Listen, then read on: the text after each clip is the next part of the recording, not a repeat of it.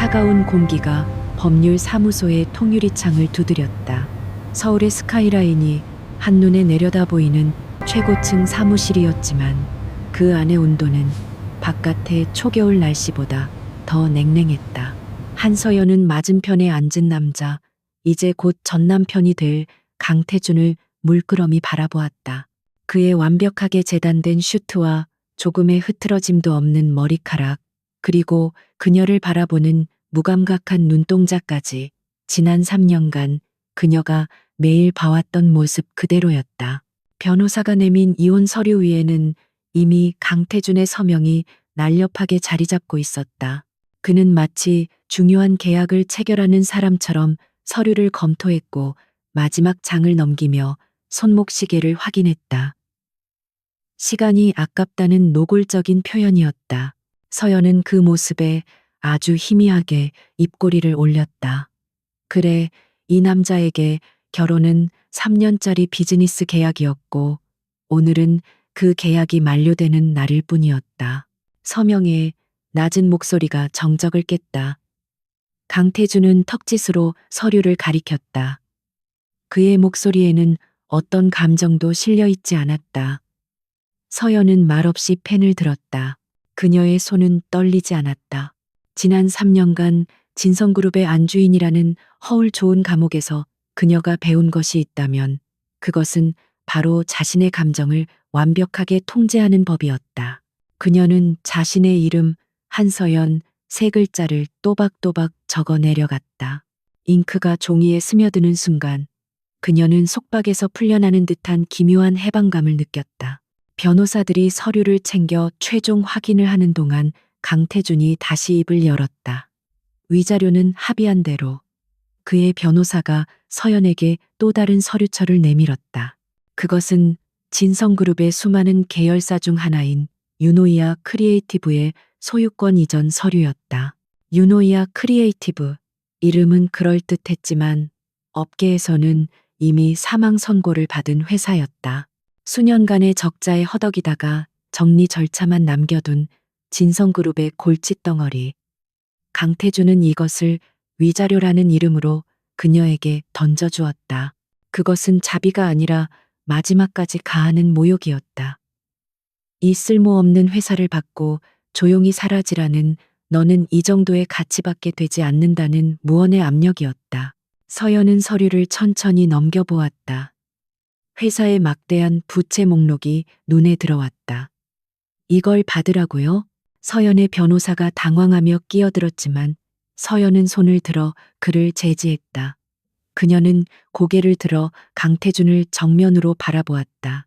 좋아요, 받겠어요. 그녀의 대답은 너무나도 차분해서 오히려 강태준의 미간이 찰나의 순간 찌푸려졌다. 그는 그녀가 울거나 혹은 분노하며 거부할 것이라 예상했다. 하지만 서연은 그저 미소를 지을 뿐이었다. 그 미소는 지난 3년간 그가 익숙하게 보아왔던 순종적인 미소가 아니었다. 대신 조건이 있어요. 강태준은 어이가 없다는 듯 코웃음을 쳤다. 지금 와서 조건을 걸 생각인가? 이미 끝났어. 그는 자리에서 일어설 준비를 했다. 내가 이 회사를 받아들이는 조건으로 강태준 씨는 앞으로 내 인생에 어떤 형태로든 관여하지 않겠다고 약속해요. 강태준은 그녀의 당돌함에 잠시 할 말을 잃었다. 관여? 자신이 그녀의 인생에 관여할 것이라고 생각하다니. 착각하지 마, 한서연. 난 내게 관심 없어. 이 회사는 내 할아버지를 구한 내 아버지에 대한 마지막 의무일 뿐이야. 이제 우린 완벽한 타인이다. 그는 재킷을 여미며 마지막 말을 뱉었다. 다시는 내 눈앞에 나타나지 마. 그가 문을 열고 나가자 거대하고 차가웠던 존재감이 사라지며 사무실의 공기가 조금은 가벼워졌다. 서연은 그가 사라진 문을 한참 동안 응시했다. 완벽한 타인. 그녀는 그 말을 입안에서 되뇌었다. 그것이야말로 그녀가 지난 3년간 가장 간절히 원했던 말이었다. 그녀는 자리에서 일어나 통유리창 앞으로 걸어갔다. 서울의 전경이 발 아래 펼쳐져 있었다. 서연 씨, 정말 괜찮으시겠어요? 저건 회사가 아니라 빚더미입니다. 지금이라도 다시 협상을. 그녀의 변호사가 안타까운 듯 말했다. 서연은 고개를 저었다. 아니요, 김 변호사님. 저에겐 이게 필요해요. 그녀는 유노이아 크리에이티브라고 적힌 서류를 꽉 쥐었다. 그에게는 쓰레기일지 몰라도 그녀에게는 3년 만에 되찾은 자유의 증표이자 새로운 전쟁터의 입구였다. 같은 시각 서울 강남의 가장 화려한 펜트하우스 라운지에서는 화려한 파티가 열리고 있었다. 강태준의 이혼 축하 파티 혹은 자유 축하 파티였다. 그 중심에는 강태준과 그의 곁에 그림자처럼 붙어 있는 톱배우 오유라가 있었다. 그녀는 가녀린 팔로 태준의 팔짱을 끼며 샴페인 잔을 들어 올렸다. 축하해요, 태준 씨. 드디어 그 지긋지긋한 족쇄에서 풀려났네요. 주변의 사람들도 모두 잔을 들고 환호했다. 그들은 모두 강태준의 사람들이었고 한서연이라는 존재를 처음부터 인정하지 않았던 이들이었다. 강태준은 3년 만에 처음으로 진심으로 편안한 미소를 지었다. 그래, 자유를 위하여 그는 잔을 비웠다. 오유라가 그의 넥타이를 살짝 끌어당기며 속삭였다. 그 여자는 순순히 물러났어요. 태준 씨가 준 선물은 받고 강태준은 피식 웃었다. 유노이야, 그 여자에게 딱 어울리는 곳이지. 아마 한 달도 못 버티고 파산 신청을 하러 오겠지만 그땐 내 알바 아니지. 그는 오유라의 허리를 감싸 안았다.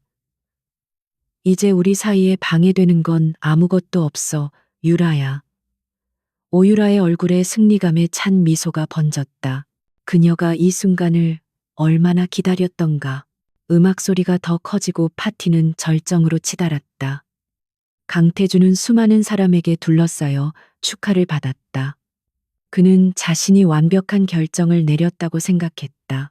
불필요한 감정 소모, 의미 없는 결혼 생활을 청산하고 드디어 진짜 인생을 되찾았다고. 그는 텅 빈 집 대신 자신을 숭배하는 눈빛으로 바라보는 오유라가 있는 이 밤이 만족스러웠다. 한서연이라는 여자는 그의 기억 속에서 빠르게 잊혀가고 있었다. 그날 밤 비가 내리기 시작했다. 강태준이 화려한 조명 아래서 샴페인을 터뜨리고 있을 때 한서연은 택시를 타고 서울의 낙후된 공업지대로 향하고 있었다. 비는 점점 거세졌고 택시의 와이퍼가 빗물을 쉴 새 없이 닦아냈다. 그녀는 차창 밖으로 빠르게 스쳐 지나가는 풍경을 멍하니 바라보았다. 법률 사무소를 나올 때에 그 단단했던 표정은 사라지고 조금은 지친 기색이 역력했다. 택시가 멈춘 곳은 유노이아 크리에이티브라는 낡은 간판이 걸린 5층짜리 건물 앞이었다. 간판의 불은 반쯤 꺼져 있었고 건물 외벽은 빗물에 젖어 울씬연스러웠다. 여기가 바로 강태준이 그녀에게 던져준 위자료였다. 그녀는 우산을 쓰고 차에서 내렸다. 빗소리 외에는 아무 소리도 들리지 않는 적막한 거리였다. 그녀는 건물 입구에 서서 낡은 철문을 바라보았다. 페인트는 벗겨지고 녹이 슬어 있었다. 그녀가 진성그룹 본가의 화려하고 거대한 대문만 보며 살아온 지난 3년과는 극명한 대조였다. 그녀는 주머니에서 열쇠, 꾸러미를 꺼냈다. 변호사에게서 받은 이 건물의 유일한 열쇠였다. 자물쇠는 뻑뻑했지만 그녀가 힘을 주자 끼익 소리를 내며 열렸다. 문이 열리자 키키한 먼지 냄새가 코를 찔렀다. 불을 켜자 로비의 형광등 몇 개가 깜빡이다가 겨우 희미한 빛을 토해냈다. 텅 빈 로비, 먼지 쌓인 안내 데스크, 그리고 구석에 방치된 화분들. 모든 것이 버려진 공간임을 증명하고 있었다. 이곳이 그녀가 앞으로 이끌어야 할 회사였다. 부채만 수십억에 남은 직원이라고는 고작 대여섯 명뿐인 곳. 서연은 천천히 안으로 걸어 들어갔다. 구두굽 소리가 텅 빈 공간을 울렸다. 그녀는 로비 중앙에 멈춰 섰다. 강태준은 그녀가 이곳에서 절망하고 무너지기를 바랐을 것이다. 3년간 그림자처럼 조용히 살던 그녀가 무엇을 할 수 있겠냐고 비웃었을 것이다. 그는 그녀를 몰랐다. 지난 3년간 그가 자신을 무시하고 오유라와 공공연히 어울릴 때 그녀가 무엇을 하며 시간을 보냈는지 전혀 몰랐다. 그녀는 조용히 숨을 내쉬었다. 공기 중에 먼지가 느껴졌지만 이상하게도 숨통이 트이는 기분이었다. 진성가의 답답하고 화려했던 공기보다 이 먼지 낀 공기가 훨씬 더 자유로웠다. 그녀는 주머니에서 휴대폰을 꺼내 누군가에게 전화를 걸었다. 나야, 준비는 다 됐어? 짧은 통화가 끝나고 그녀는 휴대폰 화면을 바라보았다. 화면에는 ASTRA라는 이니셜로 저장된 수많은 비공개 파일 목록이 떠 있었다. ASTRA. 그것이 그녀의 진짜 이름이었다. 지난 3년간 강태준의 아내 한서연이라는 가면 뒤에 숨겨왔던 그녀의 정체. 업계에서 가장 탐내던 천재 전략가이자 디자이너. 아무도 그녀의 얼굴을 몰랐지만 그녀의 손을 거친 프로젝트들은 모두 기적 같은 성공을 거두었다. 강태준조차도 자신의 회사가 몇 번의 위기를 넘기는데 ASTRA의 익명 조언이 결정적이었다는 사실을 모르고 있었다. 그녀는 진성가에 묶여 있는 동안 자신의 능력을 철저히 숨겨야 했다. 그것이 결혼의 조건 중 하나였으니까. 하지만 이제 그 족쇄는 풀렸다. 서연의 눈이 어둠 속에서 형형하게 빛나기 시작했다. 강태준은 그녀에게 모욕을 주기 위해 쓰레기통을 던졌지만 그는 몰랐다. 그가 던진 것은 쓰레기통이 아니라 잠자던 용의 둥지였다는 것을. 그녀는 희미한 형광등 불빛 아래 낡은 유노이아 크리에이티브의 로고를 올려다보았다. 유노이아, 유노야. 아름다운 생각. 강태준에게는 버려진 이름이었지만 그녀에게는 새로운 시작을 의미했다. 강태준. 그녀가 낮은 목소리로 그의 이름을 불렀다. 넌 네가 뭘 버렸는지 곧 알게 될 거야. 아주 처절하게. 빗줄기는 더욱 거세졌고 낡은 건물은 폭풍우 속에 서 있었지만 그 안에 선 한서연의 모습은 그 어느 때보다도 굳건했다. 그녀의 전쟁은 이제 막 시작되었다. 강태준이 그의 펜트하우스에서 자유를 만끽하는 동안 진짜 자유를 얻은 것은 바로 그녀 한서연이었다. 그녀는 이 폐허 위에서 자신만의 제국을 건설할 준비를 마쳤다. 다음 날 아침 한서연은 어젯밤에 폭풍우가 휩쓸고 간 흔적이 역력한 유노이아 크리에이티브 건물 앞에 다시 섰다. 어둠 속에서 보이지 않았던 건물의 상처들이 아침 햇살 아래 더욱 적나라하게 드러났다. 깨진 유리창, 조각, 빗물에 젖어 너덜너덜해진 벽면 포스터. 그녀는 어젯밤과는 다른 전투복과도 같은 단정한 비즈니스 슈트를 입고 있었다. 그녀가 로비로 들어서자 이미 서너 명의 직원들이 그녀를 기다리고 있었다. 그들은 이 회사의 마지막 생존자들이었다. 몇 달째 월급도 제대로 받지 못하고 다른 곳으로 이직할 기회마저 놓쳐버린 패배감에 젖은 얼굴들이었다. 그들은 서연을 위아래로 훑어보았다. 값비싸 보이는 옷, 하지만 어딘지 모르게 낯선 얼굴. 누구시죠? 가장 연장자로 보이는 남자가 경계심 가득한 목소리로 물었다.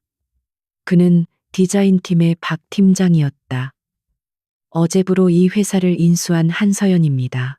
서연이 담담하게 대답하자 직원들 사이에서 실소가 터져 나왔다. 인수? 이망해가는 회사를 진성그룹에서 보낸 정리 담당이겠죠. 젊은 기획자 한 명이 비꼬듯 말했다. 서연은 그들의 적대감을 정면으로 받아냈다. 여러분이 그렇게 생각하는 것도 무리는 아닙니다. 유노이아는 실패했으니까요. 그녀는 들고 온 서류 가방을 낡은 로비 테이블 위에 올려놓았다. 하지만 전 이곳을 정리하러 온 게 아닙니다. 완전히 새로 만들기 위해 왔습니다. 오늘부터 유노이아 크리에이티브는 SY 디자인으로 이름을 바꿉니다. 박 팀장이 팔짱을 끼며 나섰다. 이름만 바꾼다고 뭐가 달라집니까? 한 대표님? 장난치는 거라면 돌아가시죠. 우린 지금 대표 놀이에 어울려줄 시간이 없습니다. 당장 이번 달 생활비가 급한 사람들이라고요. 그의 말에 나머지 직원들도 동요하며 고개를 끄덕였다. 그들은 희망 고문에 지쳐 있었다. 서연은 그를 똑바로 바라보았다. 박 팀장님, 3년 전 블랙스완 프로젝트 기억하십니까? 업계에서 불가능이라던 VR을 접목한 파빌리온 디자인이었죠. 박 팀장의 눈이 순간 커졌다. 그걸 어떻게? 그건 업계의 전설적인 익명 프로젝트였습니다. 아스트라라는 이름으로 발표됐었죠. 맞습니다. 아스트라, ASTRA. 그게 바로 접니다. 서연의 말이 떨어지자 로비는 순간 숨소리조차 들리지 않는 침묵에 휩싸였다. 직원들은 믿을 수 없다는 표정으로 그녀를 바라보았다. 아스트라, 지난 몇 년간 업계를 뒤흔들었던 성별도 나이도 정체도 알려지지 않았던 천재 디자이너이자 전략가. 그들이 그토록 선망했던 이름 증명해 보시죠. 젊은 기획자가 여전히 의심을 거두지 못하고 말했다. 서연은 기다렸다는 듯이 서류 가방에서 USB 하나를 꺼내 가장 가까운 컴퓨터에 연결했다. 어제 유노이아가 최종 탈락한 네오시티 프로젝트 진성그룹이 가져갔죠. 이것이 어제 박 팀장님이 제출한 최종 시안입니다. 화면에는 그들이 밤새워 작업했던 익숙한 디자인이 떴다. 그녀는 파일을 닫고 다른 파일을 열었다.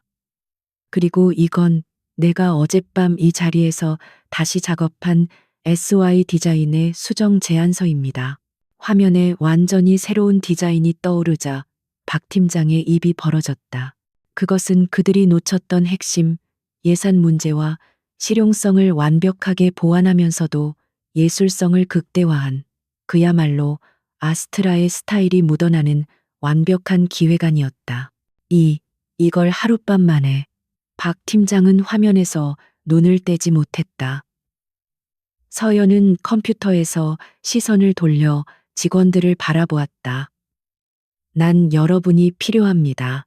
유노이아는 이름만 있었지 전략이 없었고 실행할 자본도 없었습니다. 하지만 SY 디자인은 다를 겁니다. 그녀는 자신의 휴대폰을 들어 어딘가로 전화를 걸었다. 저 한서연입니다. 스위스 계좌에 예치해 두었던 자금, 지금 바로 SY 디자인 법인 계좌로 이체해 주세요. 그리고 미국 지사의 라이언 킴에게 연락해서 아스트라가 공식적으로 활동을 시작했다고 전해주세요.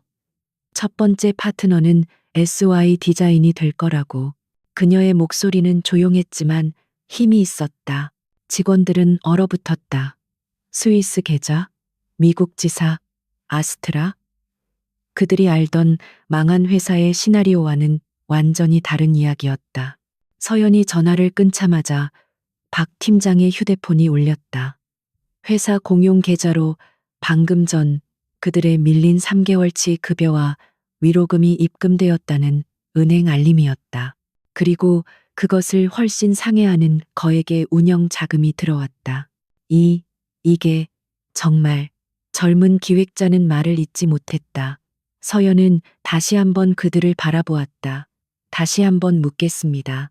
난 이 폐허 위에서 제국을 건설할 생각입니다. 여러분의 능력은 내가 아스트라로 활동하며 익히 봐왔습니다. 여러분은 실력이 없어서가 아니라 리더가 없어서 졌던 겁니다. 나와 함께 하겠습니까? 박 팀장은 주먹을 불끈 쥐었다. 그는 평생 디자인에 미쳐 살았지만 아스트라의 등장은 그에게 좌절감과 동시에 경외감을 안겨주었다. 그런 아스트라가 지금 자기 눈앞에 서서 자신의 능력을 인정하며 손을 내밀고 있었다. 무엇을 하면 되겠습니까, 대표님?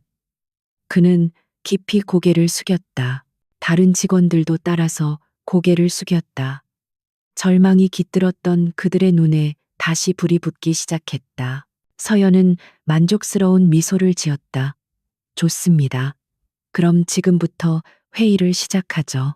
우리의 첫 번째 목표는 진성그룹이 가져간 네오시티 프로젝트가 아닙니다. 그보다 훨씬 더 큰 것, 그들이 감히 상상도 못할 프로젝트를 우리가 빼앗아 올 겁니다. 그녀는 낡은 사무실을 둘러보았다. 아, 그리고 당장 인테리어 업체부터 부르죠.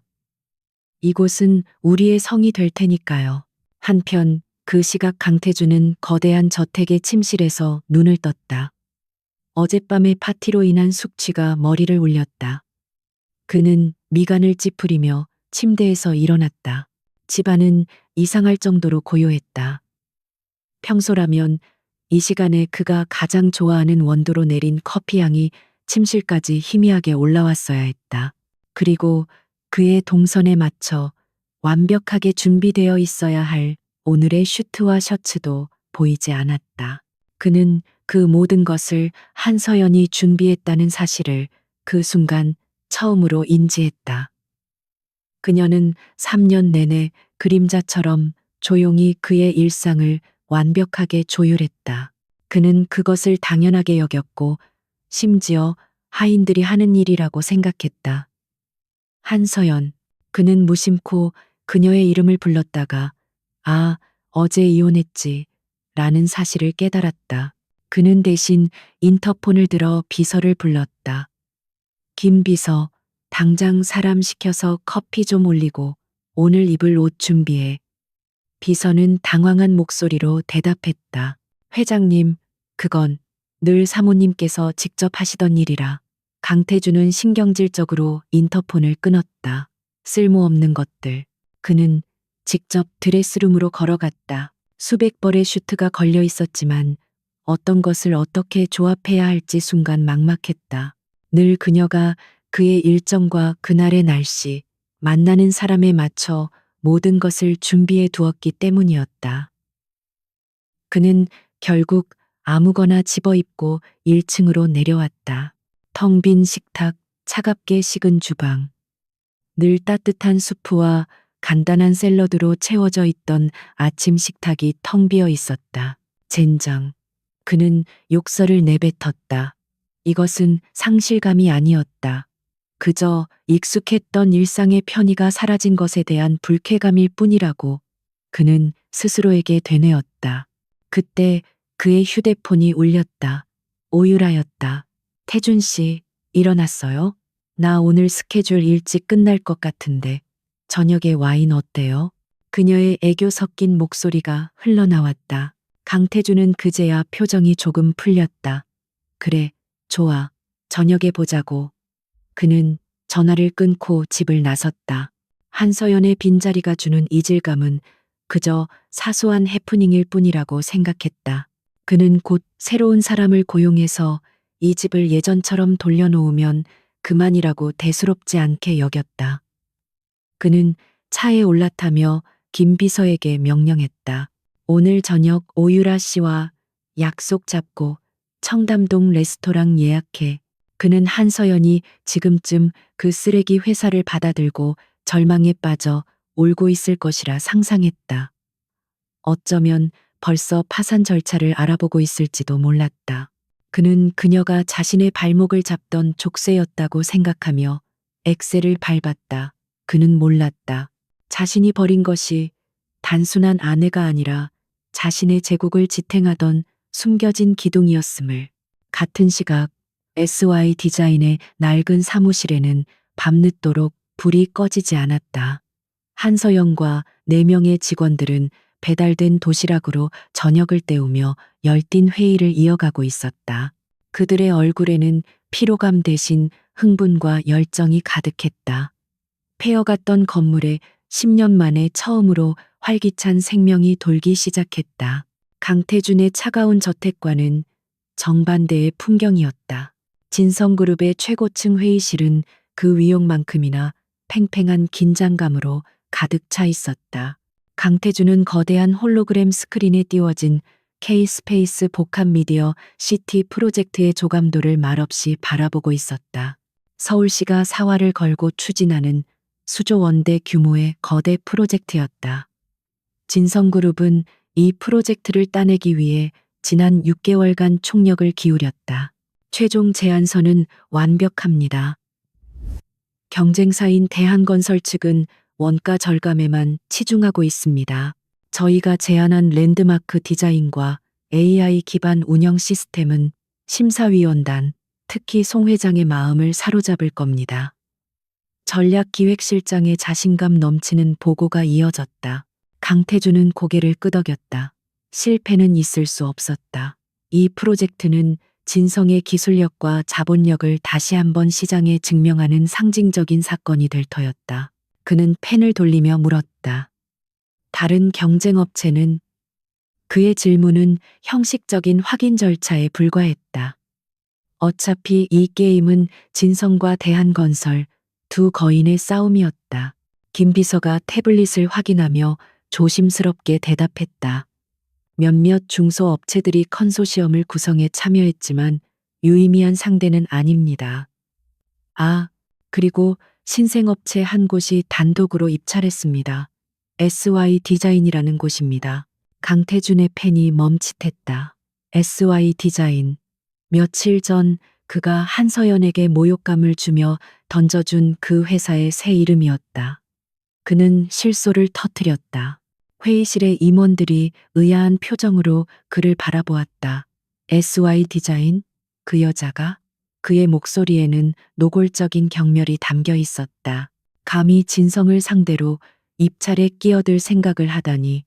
파산 절차나 밟고 있을 줄 알았는데 아직 정신을 못 차렸군. 그는 손을 내저었다. 그 따위 회사는 보고서에서 지워버려. 시간 낭비다. 대한건설의 동향이나 다시 한번 체크해. 임원들은 강태준의 싸늘한 반응에 SY 디자인이라는 이름을 즉시 머릿속에서 지웠다. 강태준은 다시 스크린으로 시선을 돌렸다. 한서연의 발악은 그저 하루 이틀짜리 해프닝일 뿐 그의 거대한 제국에 흠집조차 낼 수 없을 것이라 확신했다. 바로 그 시각 SY 디자인의 낡은 사무실은 전쟁터나 다름없었다. 한서연과 4명의 직원들은 며칠째 밤을 새우며 K-스페이스 프로젝트에 매달려 있었다. 사무실은 인테리어 공사가 진행 중이라 어수선했지만 그들의 열기는 공사장의 소음보다 더 뜨거웠다. 박 팀장이 붉게 충혈된 눈으로 모니터를 바라보며 말했다. 대표님, 정말 이게 가능할까요? 저희의 제안서는 너무 파격적입니다. 그들의 제안서는 진성이나 대한건설과는 완전히 달랐다. 거대한 랜드마크 타워 대신 자연과 기술이 융합된 개방형, 숨쉬는 공간을 제안했다. AI가 유동인구와 날씨에 따라 건물의 형태와 내부 구조를 실시간으로 바꾸는 살아있는 유기체 같은 디자인이었다. 그것은 아스트라만이 상상할 수 있는 시대를 10년은 앞서간 개념이었다. 서연은 차가운 커피를 한 모금 마셨다. 진성은 거대함을, 대안은 경제성을 내세우겠죠. 하지만 그들은 프로젝트의 본질을 놓치고 있어요. 그녀는 K-스페이스 프로젝트를 발주한 송 회장의 지난 인터뷰 기사들을 가리켰다. 송 회장은 기술자가 아니라 낭만가입니다. 그는 서울의 또 하나의 차가운 유리탑을 원하는 게 아니에요. 그는 이야기와 영혼이 담긴 공간을 원하고 있어요. 그녀는 직원들을 둘러보았다. 우리는 건물을 파는 게 아닙니다. 우리는 송 회장이 평생 꿈꿔온 미래의 유산을 파는 겁니다. 규모가 아니라 비전으로 승부하는 겁니다. 그녀의 확신에 찬 목소리에 직원들의 불안감이 점차 사그라들었다. 그들은 다시 모니터 앞에 앉았다. 이길 수 없을지도 몰랐지만 그들은 이미 아스트라라는 리더와 함께 역사를 쓰고 있다는 흥분에 취해 있었다. 그리고 운명의 프레젠테이션 당일, 진성그룹은 막대한 자본력을 과시하는 화려한 CG와 물량 공세로 심사위원들을 압도했다. 강태준은 비록 참석하지 않았지만 승리를 확신하는 보고를 실시간으로 받고 있었다. 대한건설은 예상대로 원가 절감만 내세우다가 자멸했습니다. 이제 형식적인 절차만 남았습니다. 전략기획실장의 목소리가 들떠 있었다. 드디어 마지막 순서 SY 디자인의 차례가 되었다. 발표자는 한서연, 그녀 자신이 직접 나섰다. 그녀가 단상에 서자 몇몇 심사위원들이 저렇게 젊은 여성이, 그것도 신생업체의 대표가 나왔다는 사실에 의아해했다. 그녀는 준비해온 CG 자료 대신 펜 하나와 스케치북을 닮은 디지털 패드 하나만 들고 있었다. 그녀는 K-스페이스 부지의 역사부터 이야기하기 시작했다. 그곳이 한때 강이었고 숲이었으며 사람들의 웃음소리가 끊이지 않던 장소였다는 이야기. 그리고 그녀의 손이 움직이기 시작했다. 그녀의 펜 끝에서 딱딱한 건물이 아닌 바람이 통하고 빛이 춤추며 사람들이 그 안에서 쉬고 영감을 얻는 살아있는 공간이 그려졌다. 기술은 그저 그 낭만을 구현하는 도구일 뿐이었다. 발표가 끝났을 때 회의장은 정적에 휩싸였다. 그리고 잠시 후 프로젝트의 총책임자인 송 회장이 자리에서 일어나 기립박수를 쳤다. 내가 평생 꿈꿔왔던 바로 그 그림이요. 영혼이 담긴 공간. 바로 저거야. 그의 눈시울은 붉게 젖어 있었다. 결과는 이미 정해진 것이나 다름없었다. 같은 시각, 강태준은 자신의 집무실에서 승전보를 기다리고 있었다. 그는 오늘 저녁 오유라와의 축하 파티를 위해 최고급 와인을 준비시켰다. 그때 집무실 문이 조심스럽게 열리고 김 비서가 새하얗게 질린 얼굴로 들어섰다. 그 표정을 본 순간 강태준의 심장이 불길하게 내려앉았다. 뭐야, 무슨 일인데? 회장님, K-스페이스 프로젝트, 저희가 졌습니다. 김 비서의 목소리가 떨려 나왔다. 강태준은 어이가 없었다. 대한건설이? 그들이 무슨 수를 쓴 거지? 그는 여전히 다른 가능성을 생각하지 않았다. 김 비서는 마른 침을 삼키며 대답했다. 대한건설이 아닙니다. K-스페이스 프로젝트의 최종 승자는 SY 디자인입니다. 쨍그랑 강태준이 들고 있던 크리스털 문진이 바닥으로 떨어져 산산조각 났다. 뭐라고? 그는 자신의 귀를 의심했다. 그 쓰레기 회사가, 한서연이, 어떻게? 그의 목소리는 분노를 넘어선 충격으로 잠겨 있었다. 심사위원단 만장일치였다고 합니다. 특히 송 회장께서 SY 디자인의 제안을 지난 10년간 본 가장 완벽한 기획이라며 극찬했다고. 강태준은 책상을 주먹으로 내리쳤다. 말도 안 돼. 당장 SY 디자인의 제안서를 입수해. 그리고 그 배후를 조사해. 누가 그 여자를 돕고 있는 거야. 뒷돈을 썼거나 아니면 진성의 내부 정보를 빼돌린 게 틀림없어. 그는 한서연이라는 여자가 스스로의 힘으로 이런 일을 해냈다는 것을 도저히 받아들일 수 없었다. 그것은 그의 자존심, 그의 세계관 자체를 부정하는 일이었다. 그는 이것이 우연이거나 혹은 그녀가 누군가의 도움을 받은 행운일 뿐이라고 해서 스스로를 세뇌했다. 하지만 그의 가슴속 깊은 곳에서 그가 3년간 무시하고 경멸했던 그 여자의 얼굴이 떠오르며 불쾌한 불안감이 싹트기 시작했다. 그는 김 비서에게 소리쳤다. 당장 그녀에 대해 다시 조사해. 3년간 뭘 하고 다녔는지 전부 다. 그날 저녁 약속 장소인 최고급 레스토랑에 강태준이 모습을 드러냈을 때 그는 평소의 냉정함을 가장하고 있었지만 속은 들끓고 있었다. 오유라가 그를 반갑게 맞이했다. 태준 씨, 늦었네요. 무슨 안 좋은 일 있어요? 표정이 왜 그래요? 그녀는 그의 팔에 자연스럽게 팔짱을 꼈다. 강태준은 억지로 미소를 지으며 와인을 따랐다. 아니, 별일 아니야. 그냥 처리할 일이 좀 있었어.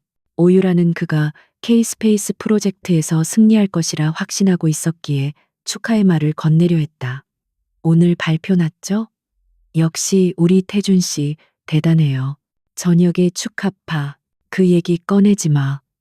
강태준이 그녀의 말을 차갑게 잘랐다. 오유라는 순간 얼어붙었다. 이런 반응은 처음이었다. 태준 씨? 설마 진 거예요? 그녀는 조심스럽게 물었다.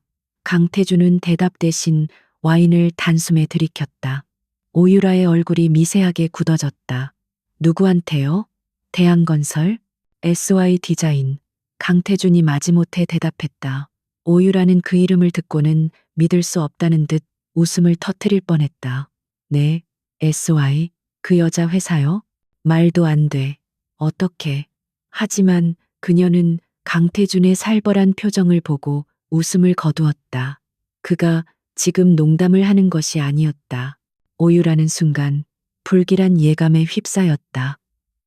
그녀는 한서연을 그저 배경 좋고 순진에 빠진, 그래서 강태준의 곁을 잠시 차지했던 장애물 정도로만 여겼다. 이미 완벽하게 제거했다고 생각했다. 하지만 그 제거된 장애물이 감히 강태준에게 패배를 안겼다. 오유라는 처음으로 한서연이라는 존재에게 알 수 없는 불안감을 느끼기 시작했다. 강태준의 관심이 비록 그것이 분노일지라도 다시 그 여자에게 향하고 있었다. 서울의 밤하늘을 수놓는 불빛보다 더 화려한 조명이 그랜드 컨티넨탈 호텔의 연회장을 비추고 있었다. 매년 열리는 한국 건축 디자인 이노베이션 대상 시상식. 이곳은 대한민국의 모든 주요 건설사와 디자인 업계의 거물들이 모여 자신들의 힘을 과시하는 자리였다. 강태준은 연회장 한가운데서 마치 제왕처럼 사람들의 인사를 받으면서도 K스페이스건으로 인한 불쾌감을 감추지 못하고 있었다. 그는 SY 디자인이 감히 이 자리에 나타날 수 있을까 생각했다. 수조 원짜리 프로젝트를 따냈다고는 하나 그것은 운 좋은 요행일 뿐 업계의 뿌리 깊은 카르텔에 비하면 SY 디자인은 깃털이나 마찬가지였다. 그는 오늘 이 자리에서 SY 디자인의 진짜 배우가 누구인지 혹은 그들이 얼마나 우스꽝스러운 모습으로 이 영광을 감당하지 못하는지 확인하고 싶었다. 그의 팔에는 평소보다 더욱 화려하게 치장한 오유라가 매달려 있었다. 그녀는 K스페이스의 패배 소식을 듣고 처음에는 불안해했지만 이내 강태준을 위로하며 한서연을 깎아내렸다. 운이 좋았을 뿐이에요. 시골뜨기가 어쩌다 복권 하나 맞은 거죠. 이런 자리에 오면 격이 달라서 숨도 못 쉴걸요? 그녀의 말에 강태준도 동의했다. 그는 한서연의 그늘지고 조용했던 모습만을 기억했다. 그때 연회장의 모든 조명이 단상으로 집중되고 사회자의 우렁찬 목소리가 울려 퍼졌다. 그리고 올해 가장 혁신적인 디자인과 도시 철학을 선보인 대상. K스페이스 복합미디어시티의 SY 디자인입니다. 한서연 대표님, 단상으로 모시겠습니다. 그 이름이 불리는 순간 강태준의 손에 들려있던 샴페인 잔이 미세하게 떨렸다. 연회장의 거대한 문이 열리고 모든 사람의 시선이 그곳으로 향했다. 그곳에는 한서연이 서 있었다. 그녀는 강태준의 아내로 살던 3년간 즐겨 입던 무채색의 단정한 옷이 아니었다. 몸의 선을 따라 흐르는 짙은 네이비 실크 드레스는 그녀의 존재감을 극명하게 드러냈고 단정하게 묶어 올린 머리는 우아하면서도 강인한 CEO의 모습을 보여주었다. 하지만 강태준을 진정으로 충격에 빠뜨린 것은 그녀의 외모가 아니었다. 그것은 그녀의 눈빛이었다. 과거 그의 눈을 제대로 마주치지도 못하고 늘 한 걸음 물러서 있던 그 여자의 눈빛이 아니었다. 수백 명의 시선을 정면으로 받으면서도 조금의 흔들림도 없는 자신감과 확신으로 가득 찬 눈. 그녀는 단상으로 걸어가는 내내 그 누구보다도 당당했다. 그녀는 단상에 올라 트로피를 받아들고 마이크 앞에 섰다. SY 디자인의 한서연입니다. 그녀의 목소리는 떨림 없이 연회장을 가득 채웠다. 저희는 건물을 설계한 것이 아닙니다. 저희는 그 안에서 살아갈 사람들의 이야기가 숨 쉴 수 있는 공간을 제안했을 뿐입니다. 그 가치를 알아봐 주신 송 회장님과 심사위원단에 감사드립니다. 짧지만 강렬한 연설이었다. 그녀는 함께 밤을 새운 직원들의 이름을 하나하나 부르며 공을 돌렸다. 강태준은 그 자리에 못 박힌 듯 서 있었다. 저 여자가 정말 내가 알던 한서연이란 말인가? 그는 3년간 그녀와 한 집에 살면서도 그녀가 저런 목소리를 가지고 있다는 것조차 몰랐다. 그는 그녀를 아내라는 틀에 가둬놓고 단 한 번도 제대로 들여다보지 않았던 것이다. 시상식이 끝나고 네트워킹 파티가 시작되자 한서연의 주인은 K스페이스 프로젝트에 대해 묻는 업계 거물들로 둘러싸였다. 송 회장은 마치 자신의 딸을 소개하듯 그녀를 이끌고 다니며 칭찬을 아끼지 않았다. 강태준은 그 모습을 더 이상 지켜볼 수 없었다. 그의 자존심이 허락하지 않았다. 오유라가 그의 팔을 잡아 끌었다. 태준 씨, 저 여자 좀 봐요. 아주 여우가 따로 없다니까. 송 회장을 어떻게 구워 삶은 건지. 강태준은 오유라의 팔을 뿌리치고 한서연에게로 향했다. 마침 그녀가 잠시 혼자 테라스 근처에서 샴페인을 들고 있었다. 그는 그녀 앞에 서서 자신이 할 수 있는 가장 차가운 목소리로 비아냥거렸다. 축하해. 운이 아주 좋았더군. 송 회장의 낭만주의에 잘 편승한 것 같아. 그 낡은 건물에서 이런 연극을 꾸밀 시간도 있었나? 그는 그녀가 당황하거나 혹은 과거처럼 상처받은 표정을 지을 것이라 예상했다. 하지만 한서연은 천천히 고개를 돌려 그를 바라보았다. 그녀의 눈에는 어떤 감정도 담겨 있지 않았다. 마치 처음 보는 타사 대표를 대하는 듯한 지극히 사무적인 눈빛이었다. 강태준 회장님, K스페이스 입찰건으로 드릴 말씀이 있었는데 마침 잘 됐네요. 강태준은 그녀의 그런 반응에 순간 할 말을 잃었다. 무슨 소리야. 그녀는 샴페인 잔을 내려놓고 그를 정면으로 응시했다. 어제부로 SY 디자인은 K스페이스 프로젝트의 시공사 컨소시엄에서 진성건설을 공식적으로 배제하기로 결정했습니다. 통보는 받으셨을 텐데요. 강태준의 얼굴이 굳어졌다. 그가 잃은 것은 프로젝트 수주뿐만이 아니었다. 그는 최소한 하청 시공이라도 따내어 손실을 만회하려 했었다. 지금 네가 감히 진성을 상대로 무슨 짓을 한 건지 알아? 내까지 퇴사가. 그의 목소리가 격앙되었다. 하지만 서연은 눈 하나 깜짝하지 않았다. 회장님, 그녀가 그의 말을 잘랐다. 비즈니스입니다. 저희는 진성건설의 기술력을 검토했지만 저희가 추구하는 비전과 맞지 않는다는 결론을 내렸습니다. 더 정확히는 K스페이스를 패배한 프로젝트로 여기는 파트너와는 일할 수 없습니다. SY 디자인은 실패자의 동정 따위는 필요 없습니다. 한서연, 강태준이 분노로 그녀의 팔을 붙잡으려 했다. 하지만 그녀는 그가 손떼기도 전에 한 걸음 뒤로 물러섰다. 공과 사를 구분해 주시죠. 강 회장님. 그리고 다시는 제게 손대려 하지 마십시오. 그녀는 그에게 가볍게 목례를 하고는 자신을 기다리고 있던 송 회장에게로 발걸음을 옮겼다. 강태준은 그 자리에 얼어붙은 채 자신을 스쳐 지나가는 그녀의 뒷모습을 바라보았다.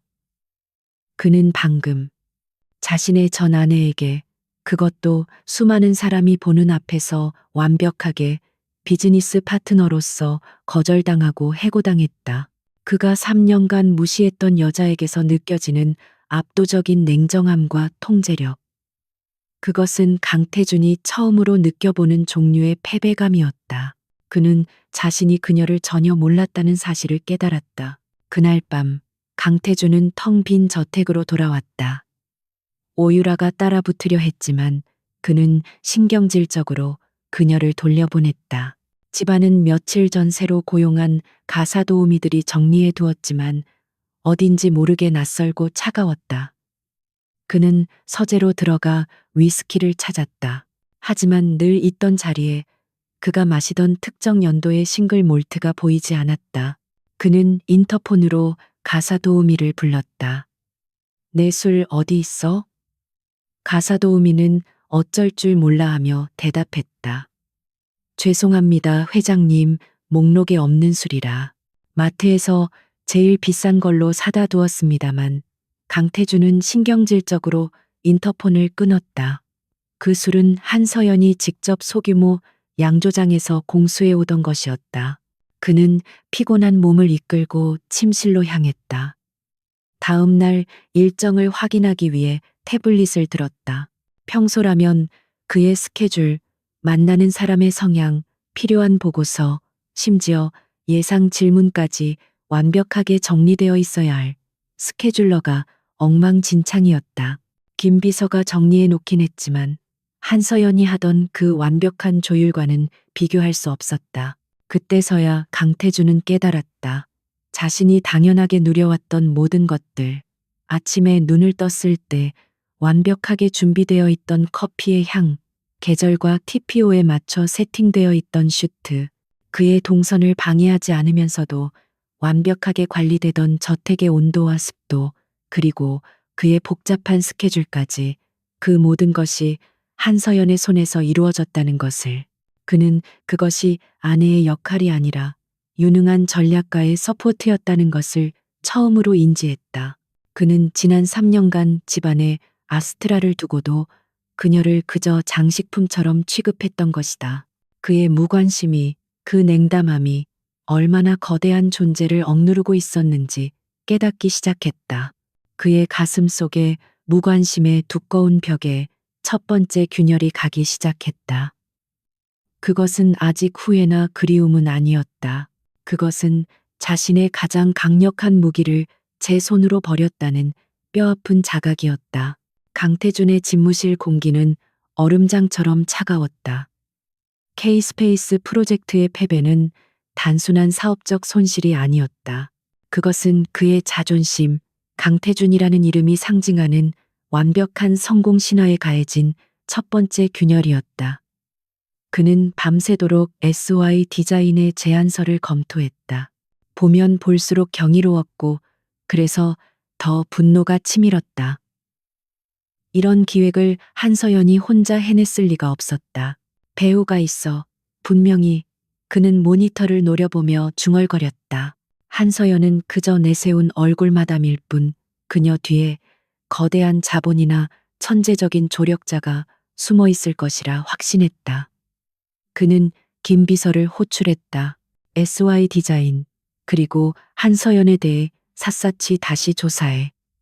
지난 3년간의 모든 행적, 통화 기록, 만난 사람들, 먼지 한 톨까지 다 털어내.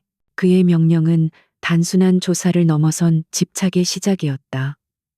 그는 한서연이 어떻게 자신을 속였는지, 그리고 감히 자신의 것을 빼앗아갔는지 알아내야 했다.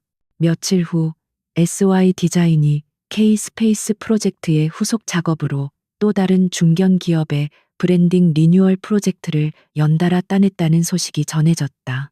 업계는 SY 디자인을 올해의 가장 무서운 신인으로 주목하기 시작했다. 강태준은 더 이상 참을 수 없었다. 그는 스스로 움직이기 시작했다.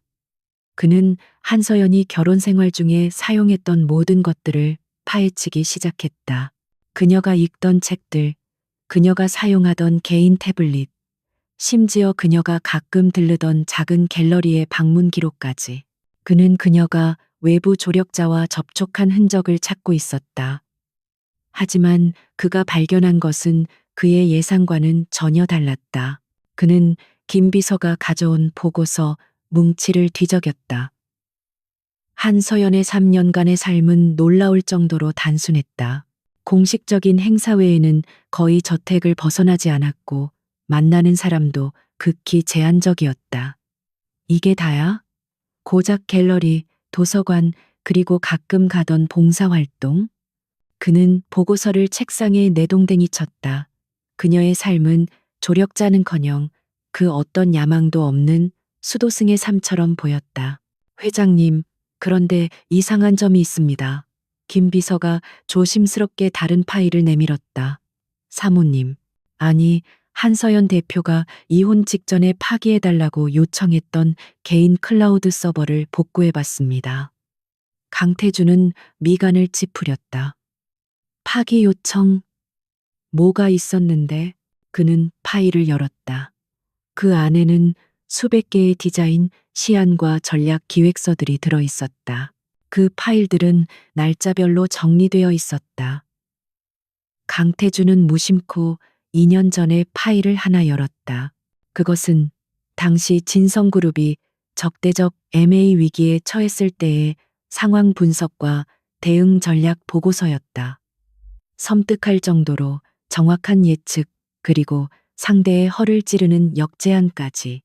강태주는 등골이 서늘해지는 것을 느꼈다.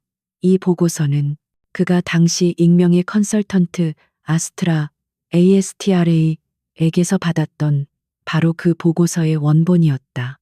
그는 떨리는 손으로 다른 파일들을 열었다. 작년 진성물산의 동남아 공급망이 마비되었을 때 그가 받았던 아스트라의 완벽한 해결책이 그곳에 있었다. 그리고 1년 전 그가 야심차게 추진했던 J호텔 브랜딩 프로젝트. 그가 기억하기로 그 프로젝트는 오유라의 조언을 받아 진행했지만 처참하게 실패했었다. 하지만 지금 그의 눈앞에 있는 것은 그가 한 번도 본 적 없는 J호텔의 완벽한 리브랜딩 기획안이었다. 그것은 현재의 트렌드를 완벽하게 읽고 진성의 아이덴티티를 고급스럽게 녹여낸 그야말로 천재적인 기획이었다. 강태주는 그제야 기억해냈다. 그 무렵 한서연이 그에게 무언가 보여주려 했던 것 같았다. 하지만 그는 바쁘다는 핑계로 혹은 그녀의 존재 자체를 무시하며 외면했었다. 그때 그의 머릿속을 스쳐 지나가는 오유라의 목소리가 있었다.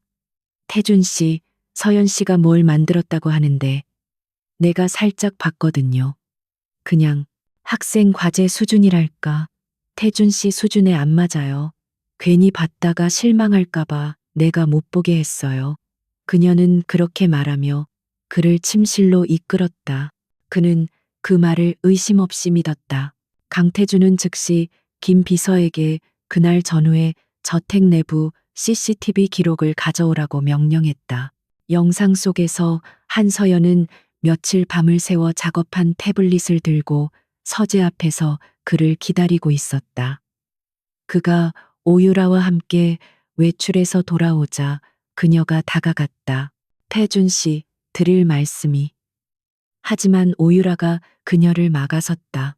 오유라는 서연의 태블릿을 빼앗아 들고는 화면을 훑어보았다. 그리고는 경멸과 조소가 섞인 표정으로 서연에게 무어라 속삭였다. 서연의 얼굴이 하얗게 질렸다. 그리고 오유라는 태준이 보지 않는 각도에서 서연의 태블릿에 있던 그 파일의 삭제 버튼을 눌러버렸다. 태준은 그 모든 것을 모른 채 오유라의 어깨를 감싸고 서재로 들어가 버렸다. 그는 자신이 무슨 짓을 했는지 깨달았다. 그는 자신의 아내가 자신의 제국을 구한 익명의 천재 아스트라였다는 사실을 마주하게 되었다. 그리고 자신이 사랑한다고 믿었던 여자 오유라는 그 천재의 날개를 꺾고 자신의 눈을 가린 교활한 뱀이었다는 사실을. 그는 한서연이 자신을 위해 준비했던 수많은 기회와 도움을 제 손으로 짓밟았던 것이다. 그는 서버에 남아있던 또 다른 증거를 발견했다. 그것은 오유라가 자신의 측근에게 보낸 메시지였다. 한서연이 뭔가 자꾸 하려고 하는데 귀찮아 죽겠어. 강태주는 무조건 내 말만 믿으니까 그녀가 아무리 발버둥 쳐도 소용없어. 그녀는 그냥 진성가의 유령일 뿐이야. 유령, 그가 그녀를 취급했던 방식 그대로였다. 강태주는 의자에 주저앉았다. 분노가 아니었다. 그것은 자신의 어리석음에 대한 처절한 자각이었다. 그는 3년간 한서연을 무시하고 그녀의 재능을 썩히고 그녀의 진심을 외면했다. 그는 그녀가 부족해서 조용히 살았던 것이 아니라 그를 위해서 자신의 빛을 감추고 있었다는 것을 깨달았다. 그녀는 그가 감당할 수 없을 만큼 거대한 존재였다. 그는 SY 디자인의 성공이 배우 덕분이 아니라 한서연 그 자체의 힘이었다는 것을 인정할 수밖에 없었다. K-스페이스 프로젝트의 그 경이로운 기획안은 그녀가 가진 능력의 아주 작은 일부에 불과했다. 그는 자신이 버린 것이 단순한 아내가 아니라 자신의 제국을 몇 배는 더 크게 만들 수 있었던 유일한 파트너였음을 깨달았다. 이제 그의 집착은 배우를 찾는 것이 아닌 한서연이라는 여자 자체를 향하기 시작했다. 강태준의 사무실은 진실의 무게에 짓눌려 숨막힐 듯했다. 모니터에는 한서연이 아스트라로서 작업했던 완벽한 전략 기획서들이 떠 있었고, 다른 모니터에는 오유라가 그녀의 파일을 삭제하던 CCTV 영상이 반복 재생되고 있었다. 그는 자신이 지난 3년간 얼마나 눈멀고 귀먹은 멍청이였는지 직시해야 했다. 그가 경멸했던 아내는 사실 그의 제국을 지탱하던 숨겨진 기둥이었고, 그가 사랑한다 믿었던 여자는 그 기둥을 갉아먹던 독사였다. 그는 시상식장에서 자신을 바라보던 한서연의 그 차가운 눈빛을 떠올렸다. 그것은 분노나 원망이 아니었다. 완벽한 무관심, 혹은 그보다 더 무서운 하찮은 것을 보는 듯한 눈빛이었다. 그녀는 그 순간 이미 그를 자신의 인생에서 완벽하게 정리해버린 것이다. 그는 자신이 쓰레기통에 처박은 것이 단순한 보석이 아니라 자신의 심장이었을지도 모른다는 끔찍한 자각에 휩싸였다. 후회가 파도처럼 밀려왔다. 단순한 아쉬움이 아니었다. 뼈를 깎는 듯한 고통과 상실감이었다. 그는 자신이 그녀에게 주었던 모욕들, 그녀의 존재를 무시했던 수많은 밤, 그리고 마지막 순간에 유노이아라는 쓰레기를 던져주며 비웃었던 자신의 모습을 떠올렸다. 그는 미쳐버릴 것 같았다. 그는 당장 그녀를 만나야 했다. 만나서 확인해야 했다. 그는 즉시 비서실을 통해 SY 디자인에 연락했다. 한서연 대표와 당장 미팅을 잡겠다. K-스페이스 프로젝트 관련으로 긴급 안건이다. 그의 목소리는 다급했지만 여전히 지인승 그룹 총수의 명령조였다. 잠시 후 돌아온 대답은 그를 더욱 비참하게 만들었다. 한서연 대표님은 현재 신규 프로젝트로 일정이 꽉 차 있으십니다. K-스페이스 관련 안건은 박 팀장에게 서면으로 전달해 주시면 검토 후 회신드리겠다고 하십니다. 서면으로 감히 강태준에게? 그는 전화기를 집어 던질 뻔했다. 과거의 한서연이라면 상상도 할 수 없는 일이었다. 그녀는 그의 일정에 맞춰 24시간 대기하던 사람이었다. 그는 그녀가 자신을 의도적으로 피하고 있음을 깨달았다. 분노가 치밀었지만 그 분노의 밑바닥에는 그녀가 자신을 만나주지 않을지도 모른다는 두려움이 자리 잡고 있었다. 그는 저택으로 돌아왔다. 완벽하게 정돈된 집. 하지만 그 어디에도 생기가 없었다. 그는 무의식적으로 한서연이 사용하던 2층의 작은 서재로 향했다. 결혼 생활 내내 그가 단 한 번도 들어가 보지 않았던 공간이었다. 문을 열자 먼지 하나 없이 깨끗했지만 주인을 잃은 공간 특유의 냉기가 흘러나왔다. 책장에는 그가 이해할 수도 없는 전문 서적들, 건축공학, 도시설계, 인간 심리학에 관한 책들이 빽빽이 꽂혀 있었다. 그리고 책상 위에는 그녀가 미처 가져가지 못한 스케치북 하나가 놓여 있었다. 그는 홀린 듯 스케치북을 펼쳤다. 그 안에는 그의 얼굴이 그려져 있었다. 일에 집중하는 모습, 피곤에 지쳐 잠든 모습, 그리고 아주 드물게, 아주 희미하게 미소 짓는 모습까지. 그는 자신이 기억하지도 못하는 자신의 모습들을 그녀는 이렇게 세밀하게 담아두었던 것이다. 스케치북 마지막 장에는 이런 글귀가 적혀 있었다. 그는 별을 보지만 나는 그 별을 보는 그를 본다. 언젠가 그가 뒤를 돌아봐 줄까? 그 글귀를 보는 순간 강태준의 심장이 누군가에게 세게 얻어맞은 듯 쿵 내려앉았다. 그녀는 그를 사랑했던 것이다. 그는 자신이 버린 것이 천재적인 사업 파트너일 뿐만 아니라 자신을 진심으로 바라봐 주던 유일한 사람이었음을 깨달았다. 상실감은 이제 걷잡을 수 없는 그리움으로 변해갔다. 그는 이 집 안 어디에도 그녀의 흔적이 남아있지 않다고 생각했지만 사실 이 집 전체가 그녀의 흔적이었다.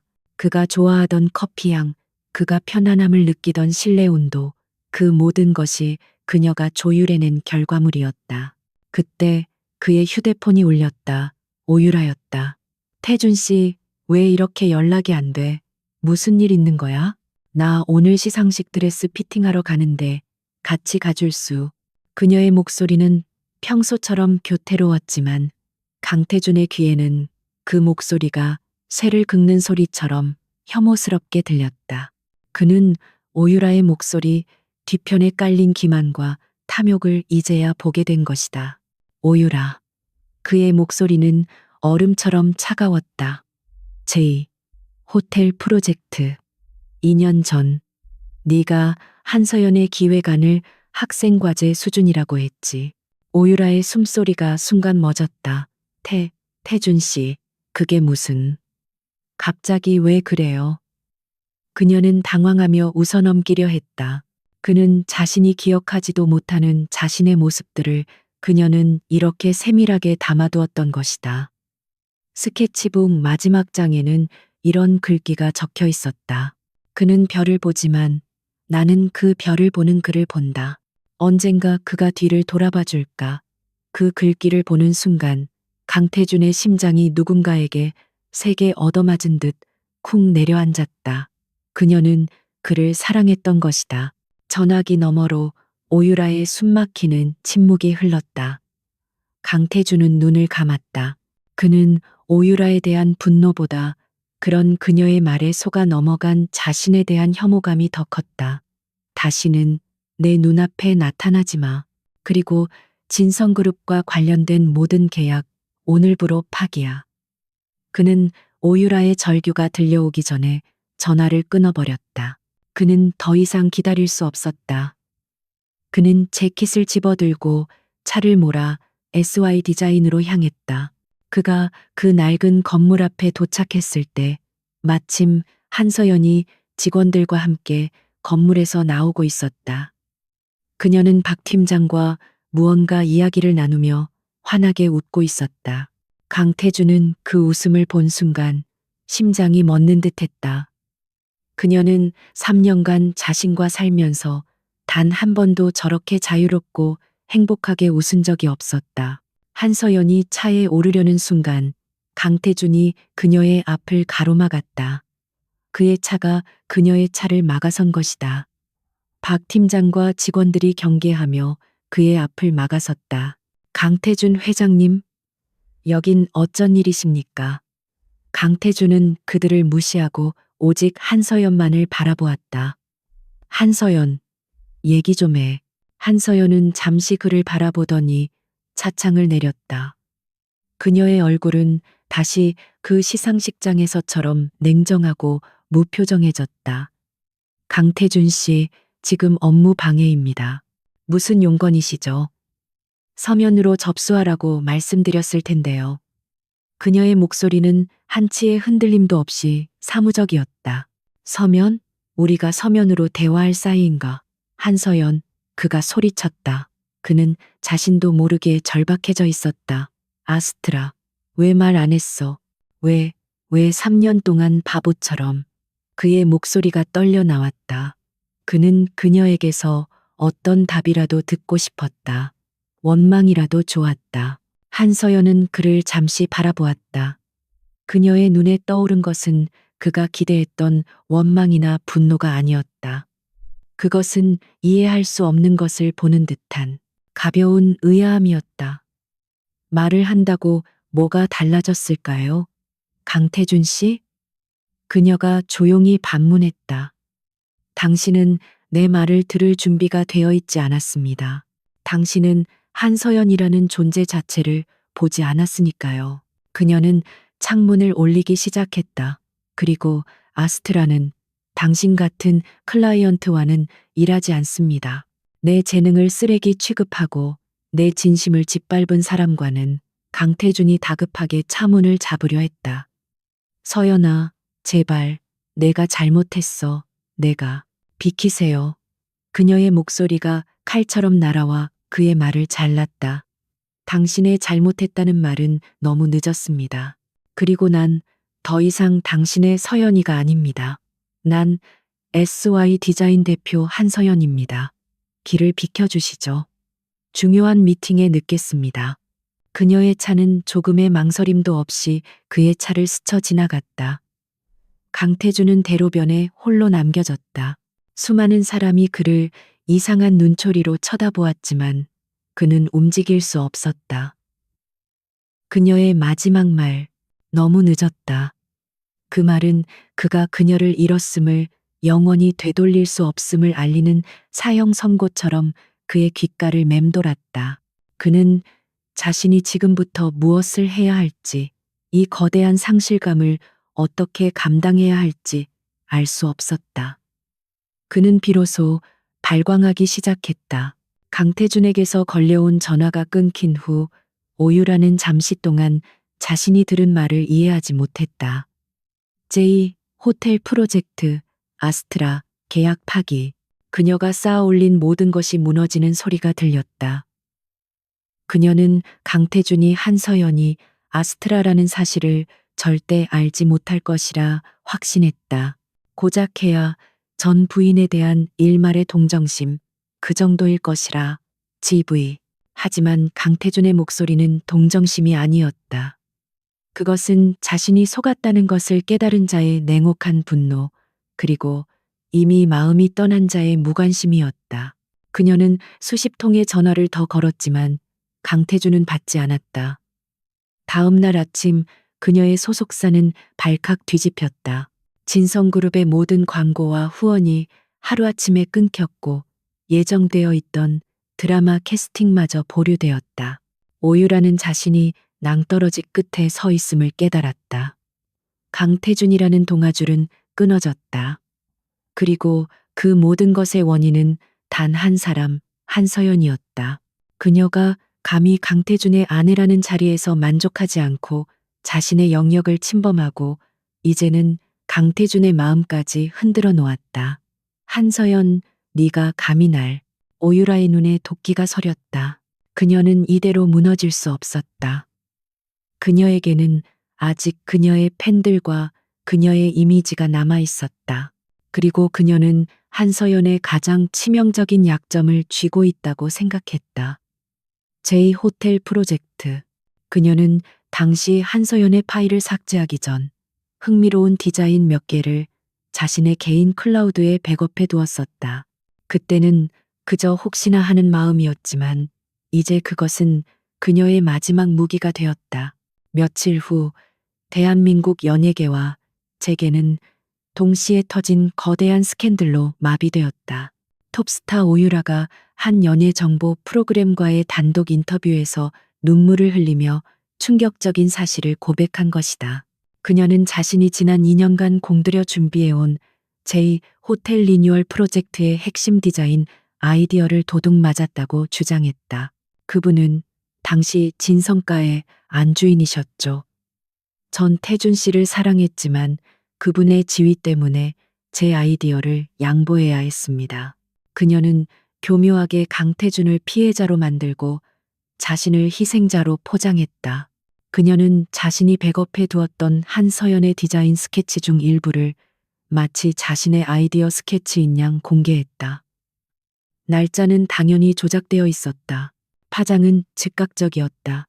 K 스페이스 프로젝트로 막 떠오른 제 2의 호텔 프로젝트. 그녀는 자신이 천재 디자이너 한서연이 사실은 남편의 지위를 이용해 톱스타의 아이디어를 가로챈 파렴치한이라는 기사들이 쏟아졌다. SY 디자인은 순식간에 표절 디자인으로 낙인 찍혔다. K 스페이스 프로젝트의 진정성마저 의심받기 시작했다. SY 디자인 사무실은 그야말로 아수라장이 되었다.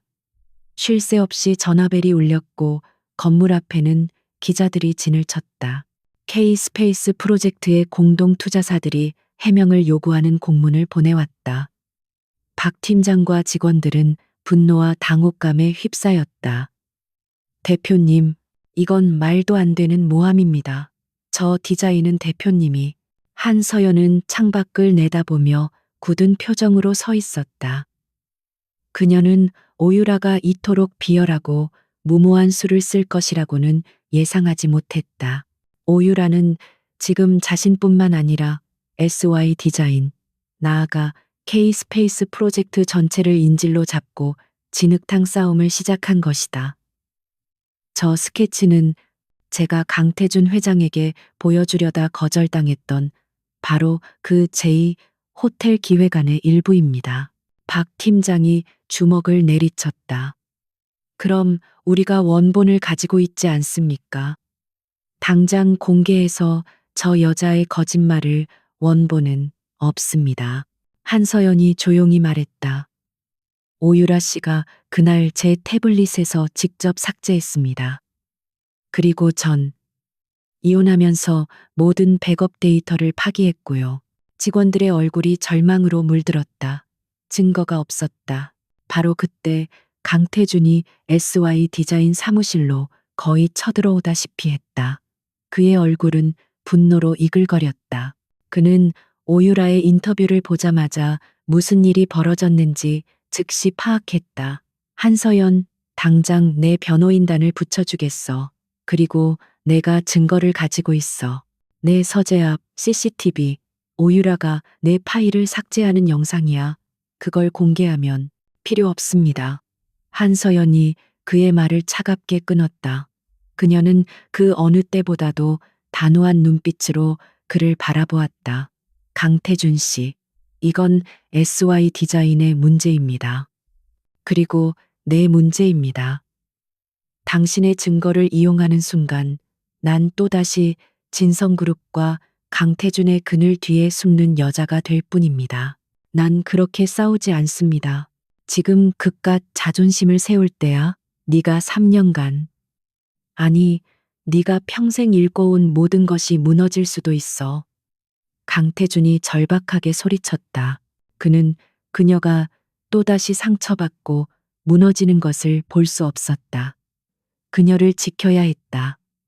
그것이 그가 지금 할 수 있는 유일한 속죄라고 생각했다. 이건 자존심이 아닙니다.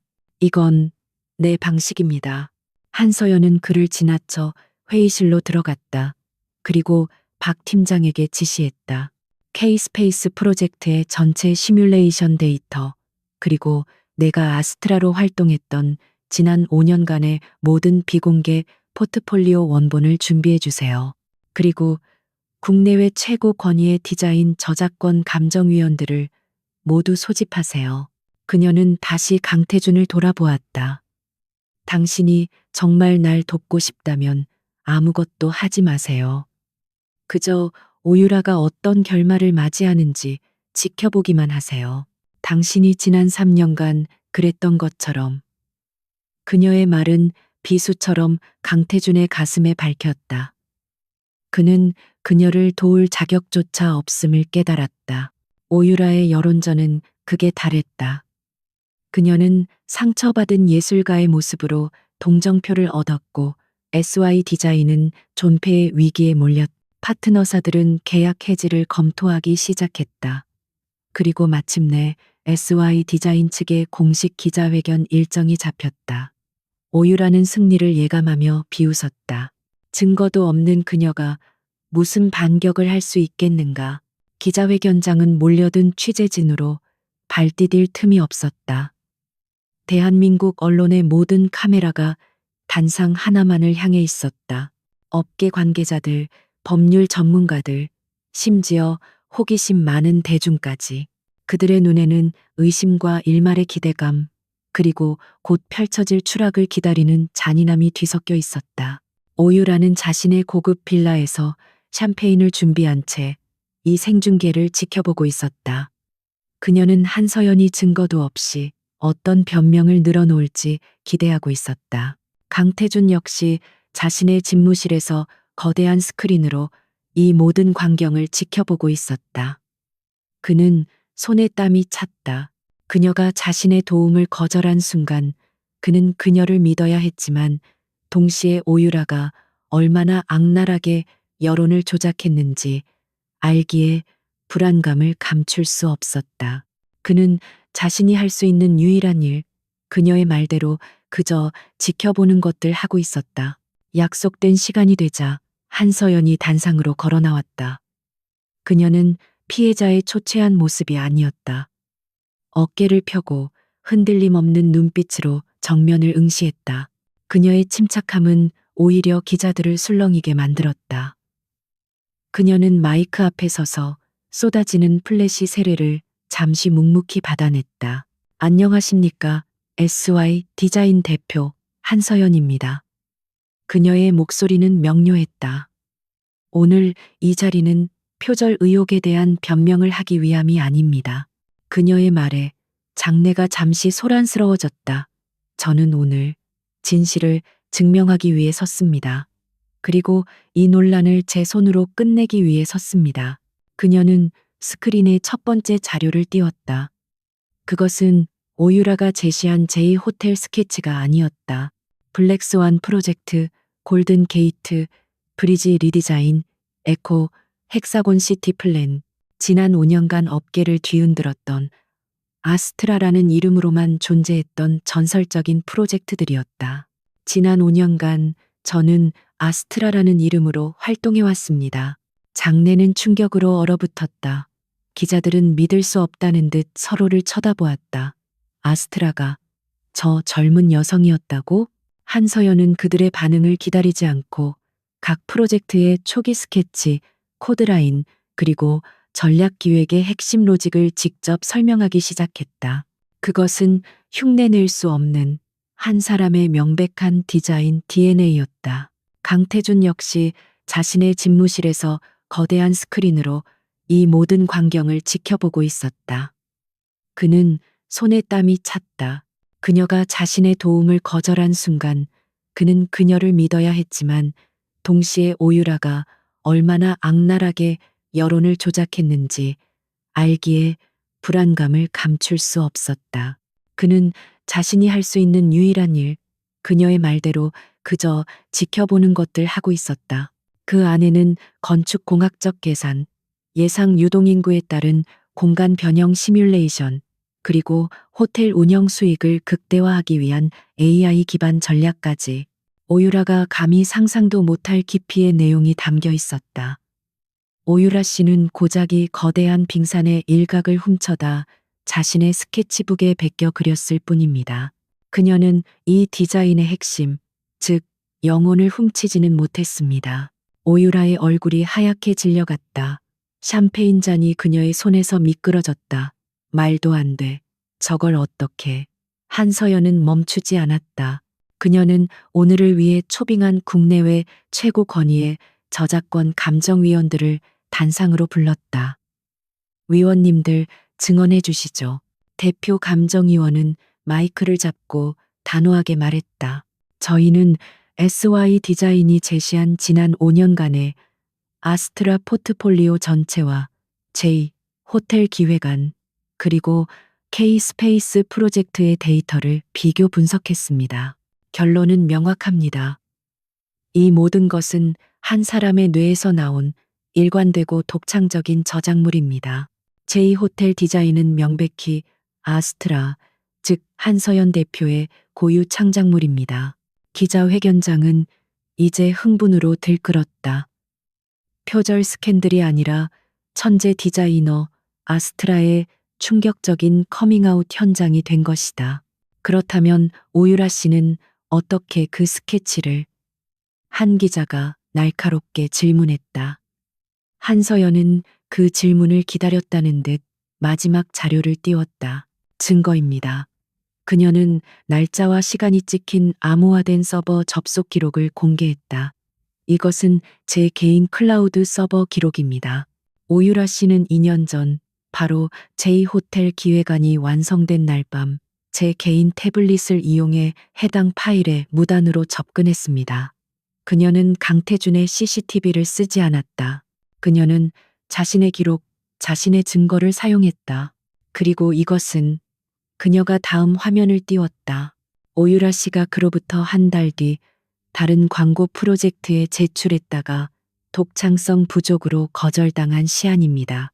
화면에는 그녀가 훔친 J호텔의 디자인 요소를 어설프게 흉내낸 조잡한 디자인이 떠 있었다. 그녀가 훔쳤지만 소화하지 못했다는 완벽한 증거였다. 모든 것이 뒤집혔다. 한서연은 도둑이 아니라 자신의 재능을 송두리째 도둑 맞을 뻔했던 피해자였다. 그녀는 자신의 것을 지키기 위해 변명 대신 실력으로 압살해버린 것이다. 플래시가 미친 듯이 터졌고 기자들은 앞다투어 질문을 쏟아냈다. 그럼 지난 3년간 왜 정체를 숨겼습니까? 한서연은 마이크를 잡고 군중을 천천히 둘러보았다. 그녀의 시선은 카메라 너머의 강태준 그리고 오유라를 향하는 듯했다. 제 빛을 감춰야만 유지될 수 있는 관계가 있었습니다. 하지만 이젠 아닙니다. 오늘부로 SY 디자인과 저 한서연은 오유라 씨의 명백한 저작권 침해 및 명예훼손에 대해 모든 법적 조치를 취할 것임을 선포합니다. 강태준은 스크린 속 그녀에게서 눈을 뗄 수 없었다. 압도적이었다. 그는 그녀를 구하려 했지만 그녀는 애초에 구할 필요가 없는 존재였다. 그녀는 스스로 폭풍의 눈이 되어 모든 것을 잠재웠다. 그는 그녀의 전략적인 완벽함에 전율했다. 그리고 동시에 그런 그녀를 유령 취급했던 자신의 3년이 얼마나 어리석었는지 다시 한번 통감했다. 자부심과 죄책감이 뒤엉켜 그의 심장을 난도질했다. 같은 시각 오유라의 빌라 현관문이 부서져라 두드려졌다. 기자들이었다. 그녀의 휴대폰은 소속사 대표의 분노에 찬 전화와 법무팀의 소송 예고 문자로 불타고 있었다. 그녀는 자신이 훔쳤던 몇 장의 스케치가 아니라 감히 건드려서는 안 될 아스트라라는 거대한 존재를 건드렸음을 깨달았다. 그녀의 세상이 한서연의 그 차가운 선포와 함께 완벽하게 무너져 내렸다. 진성그룹의 정기 주주 총회장은 K스페이스 프로젝트 참패와 오유라 스캔들로 인해 그 어느 때보다 무겁고 냉랭한 공기로 가득 차 있었다. 주주들의 얼굴에는 노골적인 불만과 의구심이 서려 있었다. 그들은 강태준이 이 사태를 어떻게 수습할 것인지, 그리고 연이어 하락하는 주가에 대해 어떤 책임을 질 것인지 두 눈을 부릅뜨고 지켜보고 있었다. 강태준은 단상 위에 섰다. 며칠 사이 수척해진 얼굴이었지만 그의 눈빛은 기이할 정도로 차분했다. 그는 준비된 경영 실적 보고서에는 눈길도 주지 않았다. 그의 시선은 주주총회장 특별 초청석에 앉아 있는 단 한 사람, 한서연에게 고정되어 있었다. 그녀는 K스페이스 프로젝트의 성공적인 파트너사 대표 자격으로 그리고 업계의 새로운 거물 아스트라로서 이 자리에 공식 초청받았다. 한서연은 강태준의 시선을 피하지 않았다. 그녀는 그가 이 공개적인 자리에서 자신을 초대한 의도를 파악하려 했었다. 단순한 과시인가 아니면 또 다른 계략인가. 하지만 그녀가 본 그의 눈빛은 과거의 오만함이나 분노가 아닌 모든 것을 내려놓은 듯한 공허함이었다. 그것은 그녀가 지난 3년간 한 번도 본 적 없는 모습이었다. 강태준은 마이크를 잡고 낮고 잠긴 목소리로 입을 열었다. 주주 여러분, 오늘 저는 4분기 실적 보고에 앞서 제 개인적인 그리고 경영자로서의 가장 큰 실패에 대해 먼저 고백해야겠습니다. 장래가 술렁였다.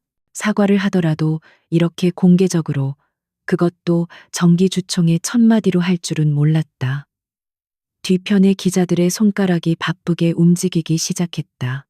진성그룹은 K-스페이스 프로젝트에서 패배했습니다. 그것은 전략의 부재나 자본의 부족 때문이 아니었습니다. 그것은 전적으로 저 강태준의 오만과 무지 때문이었습니다.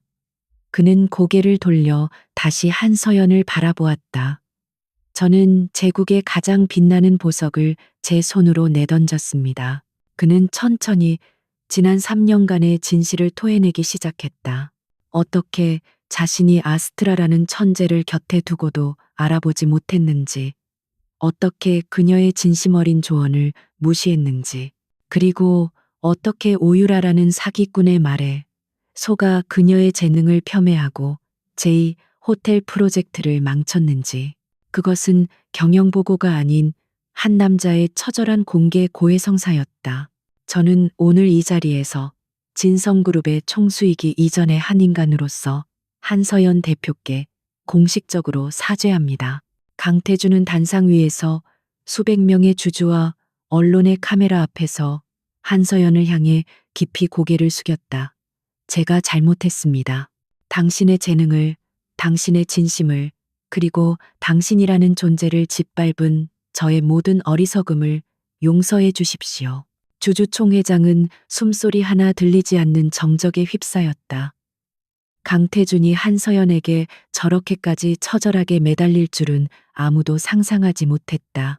하지만 강태준의 고백은 거기서 끝나지 않았다. 그는 고개를 들고 결심에 찬 목소리로 그의 마지막 카드를 꺼내들었다. 하지만 말로만 하는 사죄는 무의미하다는 것을 압니다. 그는 프레젠테이션 화면에 진성그룹과 SY 디자인의 로고를 나란히 띄웠다. 저는 이 자리에서 진성그룹과 SY 디자인의 합병을 공식적으로 제안합니다. 주주들 사이에서 경악의 탄식이 터져나왔다. 저 작은 신생 회사와 진성을 합병하겠다니. 아니, 정정하겠습니다. 합병이 아닙니다. 강태준은 한서연을 향해 한 걸음 다가섰다. 그의 눈에는 절박함과 광기 어린 집착이 동시에 서려 있었다. 한서연 대표, 제발 돌아와 주십시오. 진성그룹을 당신에게 드리겠습니다. 당신이 SY 디자인의 이름으로 진성을 인수하십시오. 저는 제 모든 지분과 경영권을 내려놓겠습니다. 이 모든 것은 원래 당신의 것이었어야 합니다. 제발 제국을 돌려받고 저를 다시 받아주십시오. 이것은 비즈니스 제안이 아니었다.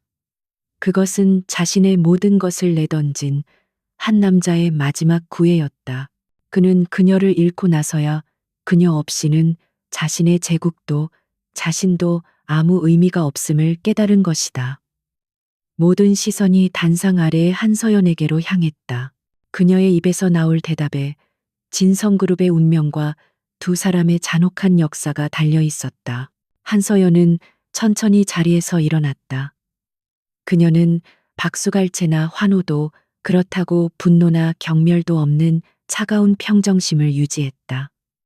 그녀는 단상으로 올라가지 않았다. 대신 주주석에 마련된 발언대 마이크 앞으로 걸어갔다. 그녀는 여전히 자신을 초청객이자 외부인으로 규정하고 있었다. 강태준 회장님. 그녀의 목소리가 장내에 울려 퍼졌다. 당신의 공개적인 사과는 잘 들었습니다. 제2호텔 프로젝트에 대한 명예는 회복된 것으로 알겠습니다. 그녀는 정확히 비즈니스에 대한 선을 그었다. 강태준의 얼굴에 희미한 희망이 스쳤지만 그녀의 다음 말이 그 희망을 산산조각냈다. 하지만 당신은 여전히 아무것도 모르시는군요. 그녀가 차갑게 말했다. 당신은 내가 원하는 것이 당신의 제국이었다고 생각하십니까? 내가 3년간 숨죽여 살았던 것이 저 진성그룹의 로고를 탐내서였다고 생각하십니까? 그녀는 주주총회장을 가득 메운 사람들을 둘러보았다. 나는 내 능력을 증명하기 위해 SY 디자인을 세우지 않았습니다. 나는 내 삶을 되찾기 위해, 나 자신으로 숨쉬기 위해 그곳을 세웠습니다. 그녀는 다시 강태준을 정면으로 바라보았다. 그의 눈에 서린 절박함을 꿰뚫어 보면서 당신이 버린 것은 아스트라라는 재능이 아닙니다. 강태준 씨. 당신은 당신을 진심으로 바라봐 주었던 한서연이라는 사람을 버렸습니다. 그녀는 마이크에 조금 더 가까이 다가갔다. 그리고 당신이 제안한 그 진성이라는 세 장은 내가 3년간 갇혀있던 그 차가운 세 장보다 조금 더 클 뿐입니다. 내 자유는 당신의 회사와 바꿀 수 있는 것이 아닙니다. 그녀는 단호하게 선언했다. 당신의 제안 거절하겠습니다. 나는 다시는 당신의 세 장으로 돌아가지 않습니다. 한서연은 마이크를 내려놓았다. 그리고 수백 개의 카메라와 충격에 빠진 주주들, 그리고 무너져 내리는 강태준을 뒤로 한 채 조금의 망설임도 없이 당당하게 주주총회장을 걸어나갔다. 문이 닫히는 소리는 강태준에게 내려진 최종적인 관계의 종언이었다. 그로부터 6개월의 시간이 흘렀다. 강태준이 진성그룹 주주총회장에서 공개적으로 무너져 내렸던 그날의 충격파는 업계 전체의 지형도를 송두리째 뒤흔들어 놓았다. 한서연, 아니, 아스트라의 화려한 기화는 단순한 스캔들의 종결이 아니라 새로운 시대의 서막을 알리는 신호탄이었다. SY 디자인은 더 이상 업계의 이단 하나 신데렐라가 아니었다. SY 디자인은 그들이 피와 땀으로 일궈낸 K-스페이스 미디어 시티의 가장 상징적인 타워, 아스트라 타워의 최고층으로 사옥을 이전했다. 그 낡고 비가 새던 공업지대의 5층 건물은 이제 그들의 신화가 시작된 성지로 보존되었다. 그녀는 자신이 창조한 도시의 심장부, 그 꼭대기에서 서울의 스카이라인을 내려다보고 있었다. 그녀의 새 집무실은 거대했지만 차갑지 않았다. 강태준의 집무실을 채우던 권위적인 어두운 색 대신 따뜻한 아이보리색과 자연채광, 그리고 살아있는 식물들로 가득 차 있었다. 그녀는 더 이상 누군가의 시선을 의식하며 자신을 감출 필요가 없었다. 이곳은 그녀의 철학, 그녀의 세계가 오롯이 구현된 공간이었다. 그녀는 방금 전 파리 지사의 총괄 디자이너와 화상회의를 마친 참이었다. 루브르 박물관과 협업하는 고대 유물 디지털 복원 프로젝트. 그것은 기술과 예술의 경계를 허무는 아스트라만이 할 수 있는 작업이었다. 그녀의 영어는 유창했고 그녀의 비전은 명확했으며 그녀의 지시는 단호했다. 대표님, 뉴욕 타임스에서 요청한 단독 인터뷰 일정입니다. 박 팀장, 아니 이제는 SY 디자인의 부사장이 된 그가 결제 서류를 들고 들어왔다. 그의 얼굴에는 과거의 패배감 대신 업계 최고 리더와 함께 일한다는 자부심과 존경심이 가득했다. 그리고 오후에는 싱가포르 국부펀드와의 투자 협약식이 있습니다. 한서연은 고개를 끄덕이며 서류에 서명했다. 박 부사장님, K-스페이스 2차 부지 계획은 어떻게 되어가죠? 아이들 교육과 IT가 결합된 퓨처스쿨 프로젝트 말입니다. 그녀의 시선은 이미 다음, 그리고 그 다음의 미래를 향해 있었다. 그녀는 폐허 위에서 제국을 건설하겠다는 약속을 지켰고, 이제 그 제국을 반석 위에 올려놓고 있었다. 그녀가 눈부신 성공 가도를 달리는 동안 어떤 이들은 가장 어두운 나락으로 추락하고 있었다. 오유라의 몰락은 처참했다. 한서연이 제기한 명예훼손 및 저작권 침해 소송은 오유라에게 그녀가 평생 만져본 적도 없는 천문학적인 배상금을 안겼다. 그녀의 모든 자산이 압류되었고 그녀를 따르던 스폰서들은 가장 먼저 등을 돌렸다. 진성그룹의 광고 계약 파기를 시작으로 모든 방송사와 영화 제작사들이 그녀에게 손해배상 청구 소송을 했다. 그녀는 더 이상 톱스타가 아닌 업계 전체의 공공의 적이 되었다. 그녀는 어떻게든 재기하려 작은 인터넷 방송에 출연했지만 대중의 싸늘한 비난과 조롱을 견디지 못하고 자취를 감추었다. 그녀는 자신의 거짓말이 만들어낸 감옥에서 영원히 잊혀갔다. 강태준의 삶 역시 송두리째 바뀌었다. 그날 주주총회장에서 그는 모든 것을 내려놓겠다고 선언했다. 하지만 주주들은 그의 사퇴를 받아들이지 않았다. 그것은 자비가 아니었다. 그들은 강태준이라는 오너리스크를 통제하는 쪽을 택했다. 그의 의결권은 대폭 축소되었고 이사회는 전문 경영인으로 구성된 비상대책위원회를 꾸렸다. 그는 총수라는 이름만 남은 허수아비가 되었다. 매일 출근했지만 그의 책상에는 형식적인 보고서 몇 장만 올라왔다. 진성그룹은 그의 손을 떠나 시스템으로 움직이기 시작했다. 그가 그토록 경멸했던 인간미 없는 차가운 시스템. 그것이 바로 그가 한서연을 잃고 얻은 결과물이었다. 그는 더 이상 진성가의 거대한 저택에 살지 않았다. 그곳의 모든 가구, 모든 공기, 모든 빗줄기에는 한서연의 흔적이 배어 있었다. 그녀가 직접 고른 커튼, 그녀가 심어둔 정원의 꽃들, 그리고 그가 무시했던 그녀의 서재까지. 그 모든 것이 그가 저지른 죄악을 상기시키는 고문의 도구였다. 그는 한강변의 작은 오피스텔로 거처를 옮겼다. 하지만 텅 빈 공간이 주는 고독은 그를 질식시켰다. 그는 서툰 솜씨로 커피를 내리려다 쓴웃음을 지었다. 그는 자신이 좋아하던 원두의 이름조차 몰랐다. 그는 자신이 3년간 누렸던 모든 것이 그녀의 세심한 배려와 희생 위에 세워진 것이었음을 매일 아침 고통스럽게 깨달았다. 그는 미친 사람처럼 그녀의 흔적을 쫓았다. 그는 그녀가 이혼하며 가져가지 않은 유일한 것, 그의 얼굴이 담긴 그 스케치북을 매일 밤 끌어안았다. 그는 그녀가 자신을 사랑했음을, 그리고 자신이 그 사랑을 얼마나 잔인하게 짓밟았는지 되새겼다. 그는 자신이 아스트라라는 천재를 잃은 것이 아니었다. 그는 한서연이라는 우주를 잃은 것이었다. 그의 집착은 이제 광기가 되었다. 그는 매일 밤 익명으로 SY 디자인의 채용 공고를 확인했다. 그녀의 회사에서 청소부라도 경비원이라도 되어 그녀의 그림자라도 밟고 싶다는 충동에 휩싸였다. 그는 그녀에게 수백 통의 사죄 문자를 썼다. 지우기를 반복했다. 하지만 그는 전송 버튼을 누를 수 없었다. 그녀의 차가운 거절을 다시 감당할 자신이 없었다. 겨울이 가고 완연한 봄이 찾아온 어느 날 밤, 서울에는 따뜻한 봄비가 대지를 적시고 있었다. 한서연은 아스트라 타워의 루프탑 가든에서 잠시 생각에 잠겨 있었다.